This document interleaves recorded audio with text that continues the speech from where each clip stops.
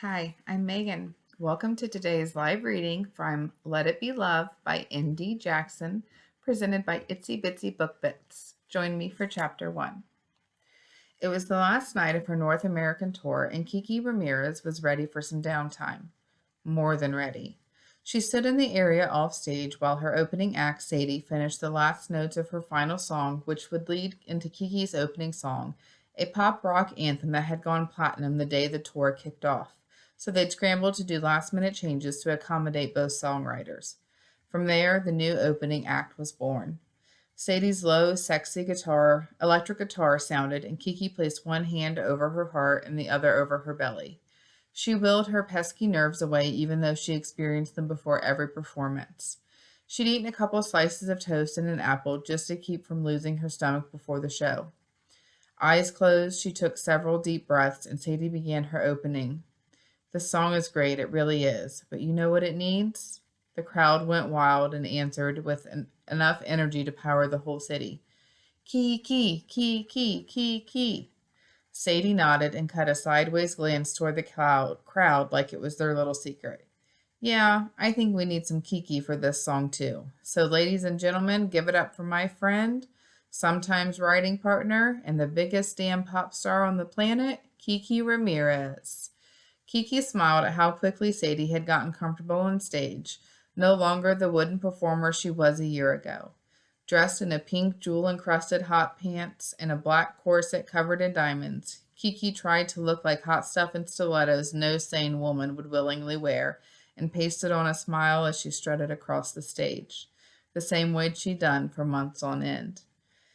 Hello, New York City. Welcome to Kiki Land. She took in a deep breath at their thunderous welcome. It never failed to get her pulse pounding, her nerves buzzing. I heard New York knows how to party. That's really good because I plan to tear the roof off this place tonight. How does that sound? Playing to the crowd was one of her favorite parts of the show, and even though it wasn't her, but her alter ego who fed off the energy, the love and adoration of the crowd. She found her mark as Sadie's fingers worked the guitar like she was born with the instrument in her hands, and they started together, singing the opening lines of Secret Lover. As the song continued, Kiki grew more and more comfortable on stage, embracing the role and performing her heart out. Her stomach settled a little as Sadie exited the stage for a break before she came back for the fifth and sixth songs on the act. By the time her fourth song, Heart of Mine, began, Kiki's nerves had completely vanished, replaced by the tension born of trying to put on a good show. She sang in the husky alto that had gained her popularity as a young actress and singer on kids' TV, a sultry song about a special man she wanted but wasn't sure she could have. Not in any real sense of the word, not as long as I am who I am. She had been seeing Eric in secret for almost a year and wanted to be with him as much as he wanted to be with her, but he had concerns about the lack of privacy in her life. She smiled, thinking of the surprise she had for him when the tour officially ended, in just a few hours. A long, much-needed break with him in Mustang, Prairie. She stepped into the large bird cage designed specifically for the tour, and something happened. Her stomach lurched, and she tried to swallow the sensation as the bass increased and 50,000 fans went wild. The roar of energy and the physical vibrations in the room worsened the sensation. The cage started to spin just as they planned, and she was supposed to dance and whip her hair around, only she'd forgotten thanks to the lurching stomach and fell flat on her ass. The whole time the cage continued to spin, turning her stomach into a tsunami of opposing sensations. Black dots swam around the edge of her vision as the spinning cage slowed during its descent back onto the stage. Oh no. She felt that lurch again as moisture flooded her mouth, and her deep breathing exercises did nothing to quell the nausea. Kiki's eyes shut tight as she struggled to ignore the explosion of colors behind her eyes. Inhale, 2, 3, 4. Exhale, 2, 3, 4. She counted her breaths over and over because she refused to throw up in front of this many people. I'll never live it down. Several long, excruciatingly long moments later, the cage touched down on the floor of the stage, and she stood on wobbly legs as Ace, one of her male dancers, pulled open the cage door. Kiki grinned, wearing the sultry, sassy smile that belonged to her alter ego, and took one step out of the cage before her knees gave out. And then everything went black. You two must be happy. This time tomorrow you'll both be off breaking a few headboards. Ty, the local sheriff, grinned at his friend Eric and Dylan with an exaggerated eyebrow wiggle. It's always good to have my girl home, Dylan said in his familiar low tone before he took a long pull from his beer bottle. All the gazes, Ty, Jack, Noel, and even Dylan's, slid to Eric, who swallowed hard. What did he do? He and Kiki had to be seeing each other for nearly a year, but it was all very hush-hush. No one was even supposed to know about it, even though secrets were hard to keep in a town like Mustang Prairie, especially secrets that involved the mayor and his superstar secret girlfriend. It's always great when friends come to visit, he answered vaguely. Yeah, that sounded perfectly noncommittal. The guys groaned, all except for Ty, who barked out a laugh. Oh, come on, man. We all know you two are seeing each other. This is a small town, remember? How could he ever forget? Everywhere he went, people stopped to tell him what a good job he was doing as mayor, to tell him how much they enjoyed one of the 10 billion festivals put on by the town of Mustang Prairie, or to ask if he was ready to settle down with a nice girl. It was exhausting, and Eric loved every minute of it, except those minutes when everyone knew something that should have been private. Yes, it will be nice to have her back, he answered diplomatically. Where are the rest of the ladies? Changing the subject usually worked with this group of newly in love men. Shelley is hosting the new club, Books and Booze Squad, at our house. Noel flashed a grin and turned to line up his shot. So that's where they are. Now answer the question. Does that mean Dylan's fridge is empty? Ty had a bottomless pit of a stomach and a one-track mind. Dylan flashed a proud grin and puffed out his massive chest. Hell no. My baby takes care of me when she's away. The small pink circles on his cheeks told how he really felt about Sadie's gestures. Does that mean we can get grub at your place after Eric and I win this game? Ty's question came out filled with hope. No, it means you need to get a woman of your own. Dylan smirked at Ty's frown and laughed at how easily it was to get the sheriff. Eric tuned them out because he knew the food conversation could go on for at least another hour, more if the waitress kept the craft beers coming. His thoughts inevitably turned to Kiki and the fact that they had to be the worst kept secret in town.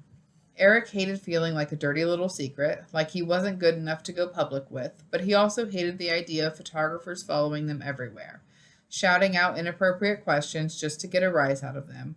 But Eric could admit the truth. Even if the professional stalkers weren't around, there would always be a smartphone around to document every mundane activity, every important life event. Being with Kiki meant no privacy, and he knew that. And Eric recently decided that he didn't give a single damn. He wanted a real relationship, damn it, one where he was free to hold her hand and kiss her and touch her affectionately when they were out in public. He wanted them to be able to roll out of bed late in the afternoon and head over to the stick shift for a late lunch dressed in something that was just one step above pajamas. Vacations, state nights, evening walks hand in hand around Mustang Prairie. Eric wanted all of it, but Kiki kept putting him off. Hey man, quit daydreaming and get in the game. Dylan's kicking our asses, Ty complained as he picked up his beer and drained it, his gaze far off, his mind elsewhere. Not that Eric would judge Ty for drinking on his night off. Law enforcement was a hard job, even in a small town like Mustang Prairie, and being the top cop came with the same dangers as bigger cities and even more paperwork and nearly as much bureaucracy as being mayor. We're solids, Ty added as an afterthought, shaking his head as he walked away from the pool table. Eric managed to pull himself away from troubling thoughts of Kiki and their vaguely defined relationship, picked up his stick, and lined up his first shot since Ty had, for all his griping, only sank one solid-colored ball. He took a deep breath and looked just beyond the cue ball to the red ball, striking it so that both the red and yellow ball sank into the same side pocket. Eric grinned as soon as Ty's smack-talking began. The man was an expert at talking shit, but he was funny and had been a good friend to Eric over the years, so he allowed it. They all did. The green ball sank into the far corner pocket on his next shot, but then he scratched. Beer me, he told Dylan, who leaned against the wall, a smirk on his face. How come you guys aren't at the concert? Jack asked between pulls of his own beer. Isn't this the last night of the tour? The big nationwide tour before the world tour? A few of the guys laughed at how well the brooding artist knew Kiki's tour schedule. Don't be dumb. You know Abby, Andy, and Jonquil all adore Kiki. His two daughters and his almost stepdaughter were Kiki's biggest fans, which meant he knew more of Kiki's schedule and career than the average man. Jack sighed and hung his shoulders. Ever since she wore that hat Abby knitted for her on Instagram and showed off Andy's manicure, their love for her has only increased. Just wait till you all have girls, he grunted. Still, Ty added with a loud laugh, you know you sound like a creep, right? Jack grinned easily and shrugged. Oh, please, you know they're at home right now watching it live on TV. Dylan whistled. You paid $100 for that? You're a better man than me, he shook his head, big blue eyes round with disbelief. Damn right I am, Jack joked back. Trixie is more excited than the girls. They all got all dolled up and everything. He wiggled his brows in a way that told Eric they had post-concert plans for Trixie's all dolled up. Eric was happy for his friend, he really was, but he envied what they had and the love that they'd found. Trixie's boutique, under the skirt, was doing great for her in Mustang, Prairie. They made it work, balancing Jack's art career with her boutique and raising Jack's daughters and Trixie's genius kid sister. Even Dylan and Sadie had found a way to balance her busy tour schedule with him running the local bar to keep their love alive. He wanted that, and he wanted it with Kiki. And if he had what Jack did, he'd be at home dancing right along with his girls. Soon. It was more of a prayer than a reminder. I have a town to run, he finally said when all eyes turned to him in his unusual silence. It was the same answer he gave his mom when she started asking questions about his personal life. And we're not little girls, Dylan grunted at him, but there was no bite behind it. Eric lined up his next shot when it came around and smacked the ball into the center pocket while his friends talked about the ways in which their lives were progressing, moving forward while his stayed still. Pathetically still. Noelle and Shelley were still trying to have a baby, and he was pretty sure Alex, who owned the local gym, World of Wonder, and her partner Baxter were pregnant. Again. And here I am, still trying to decide whether or not to admit I'm dating a girl. Yep, pathetic. It was a dick move to be jealous of his friends, but he felt that monster deep down in his bones. Some days it seeped into his soul. Eric was ready for what came next. He knew that now. All it had taken was some time apart to realize what he wanted, what he needed to do. He promised Kiki they would talk when the tour ended and she returned to town. They would sit down and he would convince her that it was time for them to take their romance public. Paparazzi be damned. Nice shot, Eric told Dylan, who had just 2 balls on the table after he sank the blue striped ball. I know. He grinned in reply and snatched his beer off the table with a satisfied smirk before lining up his next and likely final shot. Dylan scratched the ball and his shoulder sank before he took a spot against the wall to watch Eric's shot. Eric scanned the felt table in search of the best shot combo to end the game, ignoring the phones buzzing all around him. Since Kiki was on stage and there were still a few days until his weekly phone call with his disapproving mother and recently retired but incredibly proud father, there was no reason for him to be on his phone instead of searching for the perfect shot. What the hell, man? Eric turned with an angry glare when he found Dylan holding the back end of his pool stick. We need to talk. The words came out on a harsh bark, and the big man turned and walked away slowly down the dark hallway beside the bar, so confident Eric would follow. He did, because of course he did.